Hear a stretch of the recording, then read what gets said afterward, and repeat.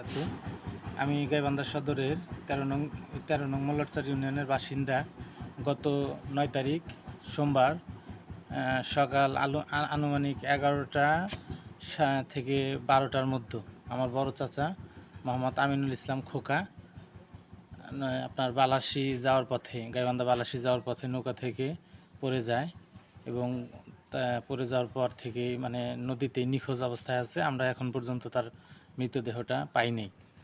আপনাদের কাছে সকলের কাছে অনুরোধ, যদি কোনো সহৃদয়বান ভাই বা ব্যক্তি বা কোনো জেলে মাঝি যত দূরেই হোক যদি সন্ধান পান, নিচে একটা নাম্বার দেওয়া হলো, সেই নাম্বারটায় দয়া করে যোগাযোগ করবেন বা ফোন দিবেন।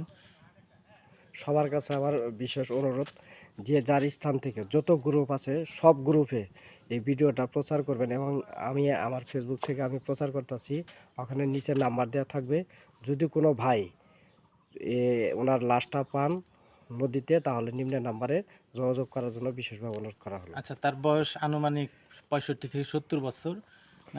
পরনে মনে করেন যে জিন্সের ঢোলা ঢালা প্যান্ট এবং গায়ে পাঞ্জাবির কালারটা মনে নাই, এবং উপরে মনে করেন সোয়েটার জাতীয় কোটি, এই পোশাকগুলো পরা ছিল এবং পায়ে কেটস ছিল। আচ্ছা, আসসালামু আলাইকুম। আপনাদের সবার কাছে সবিনয় অনুরোধ, আপনারা একটু কাইন্ডলি বিষয়টা সবাই একটু শেয়ার করেন বা যেভাবে পারেন একটু সাহায্য সহযোগিতা করার চেষ্টা করেন। ধন্যবাদ। আসসালামু আলাইকুম রহমতুল্লাহ।